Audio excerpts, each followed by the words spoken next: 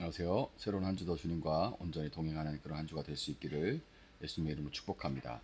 오늘 본문은 이사야 13장입니다. 다음은 아모스의 아들 이사야가 바빌론을 두고 받은 엄한 경고의 예언이다. 너희는 벌거숭이가 된 산 위에 공격 신호 깃발을 세우고 소리를 높여서 용사들을 소집하여라. 바빌론의 존귀한 자들이 사는 문들로 그 용사들이 쳐들어가도록 손을 들어 공격 신호를 보내라. 나는 이미 내가 거룩히 구별한 사람들에게 명령을 내렸고 나의 분노를 원수들에게 쏟아 놓으려고 사기가 충천한 나의 용사들을 불렀다.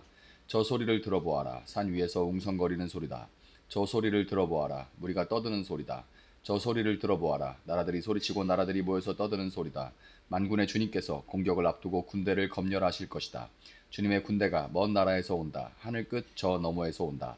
그들이 주님과 함께 그 진노의 무기로 온 땅을 멸하려 온다. 슬피 울어라. 주님께서 오실 날이 가깝다. 전능하신 분께서 오시는 날, 파멸의 날이 곧 이른다. 날이 가까이 올수록 사람들이 손이 축 늘어지고 간담이 녹을 것이다. 그들이 공포에 사로잡히고 괴로워하고 아파하는 것이 해산하는 여인이 몸부림치듯 할 것이다. 그들은 놀라 서로 쳐다보며 공포에 질릴 것이다. 주님의 날이 온다. 무자비한 날, 진노와 맹렬한 분노의 날, 땅을 황폐하게 하고 그 땅에서 죄인들을 멸절시키는 주님의 날이 온다.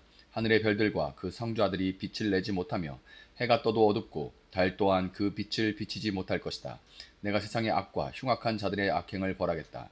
교만한 자들의 오만을 꺾어놓고 포악한 자들의 거만을 낮추어 놓겠다.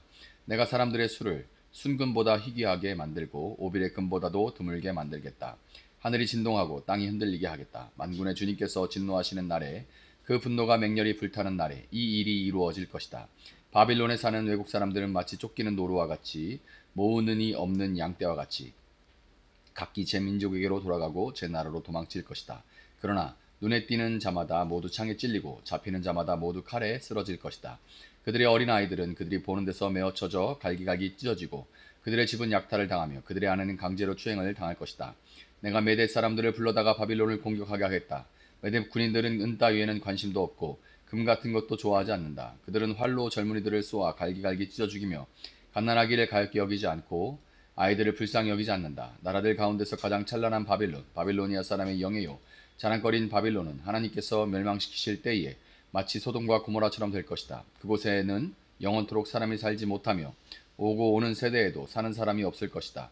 떠돌아다니는 아랍 사람도 거기에는 장막을 치지 않으며 목자들도 거기에서는 양떼에게 풀을 뜯기지 않을 것이다. 거기에는 다만 들짐승들이나 뒹굴며 사람이 살던 집에는 부르짖는 짐승들이 가득하며 타조들이 거기에 깃들이며 사냥들이 그 폐허에서 뛰어놀 것이다. 화려하던 궁전에서는 승냥이가 울부짖고 화려하던 신전에서는 늑대가 울 것이다. 그때가 다가오고 있다. 그날은 절대로 연기되지 않는다. 아멘. 자, 이제 13장입니다. 오늘 우리가 살펴볼 13장은 이사야라는 이 예언서의 전체 큰 흐름 속에서도 중요한 전환점을 이루는 그런 장입니다. 그동안 예언자 이사야의 예언은 주로 유다와 예루살렘, 즉 하나님의 백성들을 향한 그런 말씀이었어요. 그런데 오늘부터 시작되는 13장부터 28장까지는 방향이 바뀌는데 바로 이스라엘을 넘어서 열방을 향한 하나님의 말씀이 선포가 되는 겁니다. 이스라엘 주변국 좀 더 먼 곳까지 열방을 향한 하나님의 말씀이 선포가 됩니다. 이런 변화는 우리에게 당연히 중요한 사실 하나를 알려주는데 바로 하나님은 단지 이스라엘만의 하나님이 아니시고 열방을 다스리시는 주권자, 역사를 통치하시는 분이라는 것입니다. 열방을 향한 심판 선언의 첫 번째 경고는 바벨론을 향해서 먼저 내려졌어요. 당시 바벨론은 역사적으로는 아직 그런 대제국, 강대국은 아니었습니다. 이사야는 하나님의 계시로 그럼에도 불구하고 아직은 강대국이 아닌 바벨론이 교만과 탐욕으로 가득한 나라가 되어서 멸망할 것을 미리 선포하고 있는 겁니다. 본문 2절 이하를 보면 하나님은 벌거숭이가 된 산 위에 공격 신호 깃발을 세우고 용사들을 소집하여 바벨론을 치실 이 계획을 말씀하세요. 하나님이 직접 거룩히 구별한 자들, 즉 하나님의 심판의 도구로 이방 군대를 일으키시는데 이 장면은 단지 전쟁이나 정복의 이야기가 아니라 하나님은 교만한 자들을 반드시 그 교만한 세력을 반드시 심판하신다는 것을 직접 심판하신다는 것을 선언하시는 겁니다. 하나님께서 직접 이 심판의 도구를 선택해서 그들을 통해서 바벨론을 치실 것을 말씀하신 거예요. 오늘 본문에서 가장 주목할 표현이 있는데 바로 6절과 9절에 반복되고 있는 주님의 날이라는 표현입니다. 개역 개정에는 여호와의 날이라고 되어 있죠.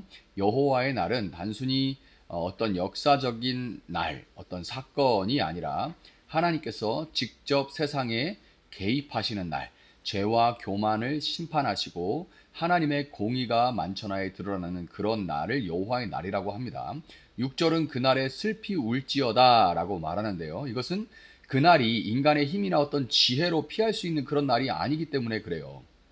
그날은 전능하신 하나님 앞에서 모든 자가, 호흡 있는 모든 자가 떨게 되는 그런 날인 겁니다. 이사야가 예언한 이 말씀은 역사 속에서 실제로 이루어졌죠. 기원전 539년에 페르시아 제국의 고레스 왕이 바벨론을 무너뜨려 버립니다. 그 사건은 당시 사람들에게는 놀라운 일이었지만 이미 하나님은 수십 년 전에 이사야를 통해 그 일에 대해서 말씀하셨던 거예요.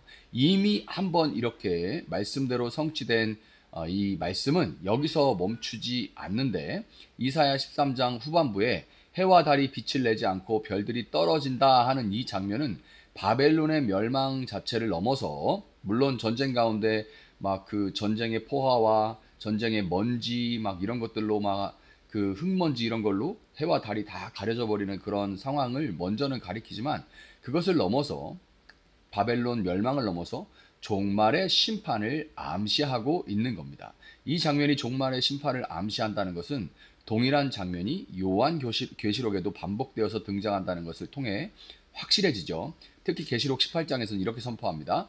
무너졌다, 무너졌다. 큰 도시 바빌론이 무너졌다.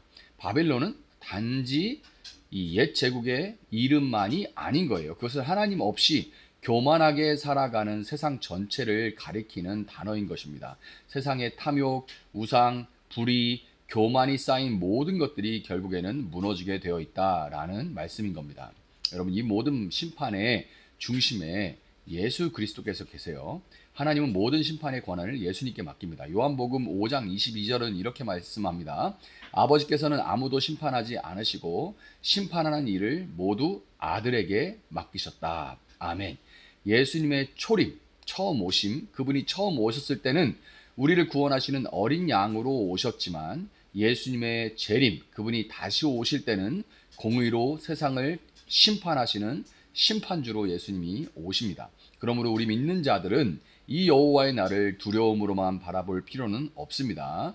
예수 그리스도의 피로 더 희게할 수 없을 만큼 깨끗게 씻겨진 우리는, 그 피로 덮인 우리는 심판을 지나 구원에 이르게 되는 자들이기 때문에 그렇죠. 그러나 동시에 우리는 이 심판의 날을 진지하게 바라봐야 합니다. 세상은 결국 무너질 것이며 그 속에 있는 모든 휘황찬란한 그 영광들은 사라지게 될 겁니다. 우리가 소망을 둘 곳은 이 땅의 바벨론이 아니라 하늘의 새 예루살렘인 것입니다. 이사야 예언은 오늘 우리에게도 여전히 말씀하고 있죠. 먼저 우리는 어떻게 해야 돼요? 깨어 있어야 됩니다. 우리는 깨어 있어야 돼요. 세상은 마치 그날이 오지 않을 것처럼 잠들어 있지만 여호와의 날은 도적같이 임할 것이기에 우리는 늘 말씀 안에서 깨어 있어야만 하는 겁니다. 깨어 있는 자에게는 도적같이 올 수가 없죠. 또한 우리는 구별된 삶을 살아가야 됩니다. 하나님은 당신의 목적을 위해 거룩히 구별된 자들을 사용하십니다.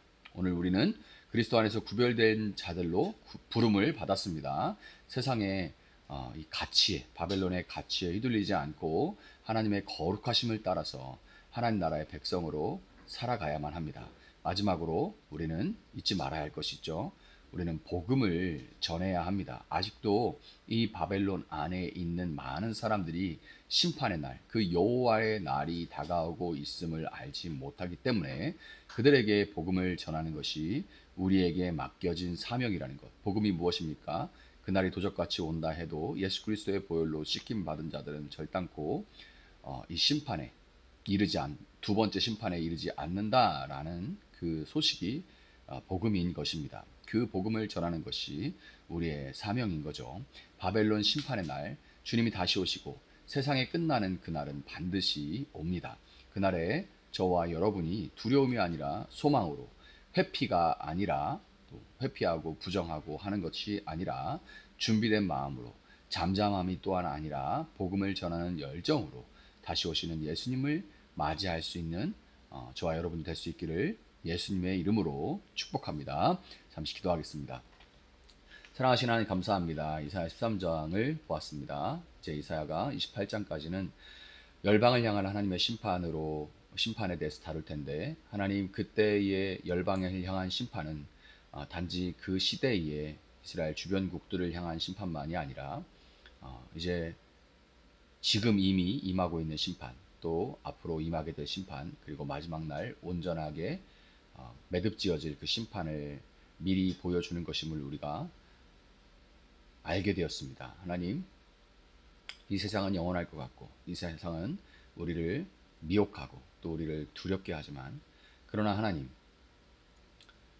우리는 영원한 그 나라를 바라볼 수 있게 하시고 하나님의 나라를 꿈꾸게 하시고 하나님 그 나라를 위해서 오늘 소망 중에 인내하며 살아갈 수 있게 하시되 하나님 우리 입술을 열어 여호와의 날이 있음을 그러나 그 날은 믿지 않는 자들에게는 심판과 두려움의 날이지만 하나님의 택함 받은 믿는 자들에게는 예수 그리스도의 보혈로 씻김 받은 자들에게는 회복과 또 위로와 또 신원의 날이 될 것이라는 것을 우리가 기억하고 그 기쁜 소식을 널리 전파하는 저희들 되어줄 수 있도록 주님께서 함께하여 주시기를 원합니다. 감사하며 예수님의 이름으로 기도합니다. 아멘. 오늘 주신 말씀 붙들고 계속해서 기도합니다.